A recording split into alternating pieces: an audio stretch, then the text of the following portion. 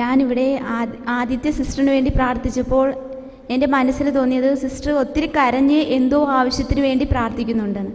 അതിനുശേഷം ഞാൻ ആ സിസ്റ്ററിനോട് ചോദിച്ചു, സിസ്റ്റർ എന്തോ ഒരു ആവശ്യത്തിന് വേണ്ടി ഒത്തിരി കരഞ്ഞ് പ്രാർത്ഥിക്കുന്നുണ്ടല്ലോ. അപ്പോൾ സിസ്റ്റർ പറഞ്ഞു, അതെ ഞാൻ ഒത്തിരി കരഞ്ഞ് പ്രാർത്ഥിക്കുന്നുണ്ട്, ഒരു കാര്യത്തിന് വേണ്ടി പ്രാർത്ഥിക്കുന്നുണ്ടെന്ന്.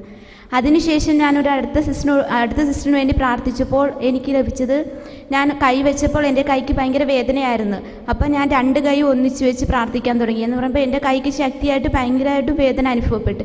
അപ്പോൾ ഞാൻ അതിനുശേഷം ഞാൻ പ്രാർത്ഥിച്ച ശേഷം ചോദിച്ച്, കൈക്ക് ഭയങ്കര വേദന അനുഭവപ്പെടുന്നുണ്ടല്ലോ എന്ന് പറഞ്ഞു. അപ്പം സിസ്റ്റർ പറഞ്ഞു, എനിക്ക് ഒത്തിരി വേദന അനുഭവം ഉണ്ടായിരുന്നു, അതുപോലെ മനസ്സിൽ കരഞ്ഞ് പ്രാർത്ഥിക്കുന്നുണ്ട്, അത് സ്വന്തം അനിയത്തിക്ക് വേണ്ടി പ്രാർത്ഥിക്കുന്നുണ്ട്, നല്ലൊരു മരണം കിട്ടാനും. അപ്പോൾ അതൊക്കെ എനിക്ക് ഒത്തിരി അനുഭവമായിട്ട് തോന്നി. അതിന് 3ാമത്തെ സിസ്റ്ററിന് വേണ്ടി പ്രാർത്ഥിച്ചപ്പോൾ ഞാൻ 2 പേരിൽ നിന്നും വ്യത്യസ്തമായിട്ട് ഞാൻ ഒത്തിരി പ്രാർത്ഥിച്ചപ്പോൾ എനിക്ക് തന്നെ എൻ്റെ ശരീരം മൊത്തവും കുളിർമ അനുഭവപ്പെടുകയായിരുന്നു. പരിശുദ്ധാത്മാവിൻ്റെ ആ സാന്നിധ്യവും തിരുക്കുടുംബവും വന്ന് നിൽക്കുന്നതായിട്ട് എനിക്ക് അനുഭവപ്പെട്ട് ഞാൻ സ്വയമേ കരഞ്ഞൊരവസ്ഥയായിരുന്നു. എനിക്ക് ഒത്തിരി കരച്ചിൽ വന്ന്. അപ്പം ഞാൻ സിസ്റ്ററിനോട് ചോദിച്ചു, സിസ്റ്ററിന് പരിശുദ്ധാത്മാവിനെ ഒത്തിരിയായിട്ട് ലഭിച്ചിട്ടുണ്ട്, അതുപോലെ തിരുക്കുടുംബത്തിൻ്റെ സാന്നിധ്യത്തിന് വേണ്ടി. അപ്പം സിസ്റ്റർ പറഞ്ഞു, ഞാൻ ഒത്തിരി തിരുക്കുടുംബത്തിൻ്റെ അടുത്ത് പ്രാർത്ഥിക്കുന്നുണ്ട്.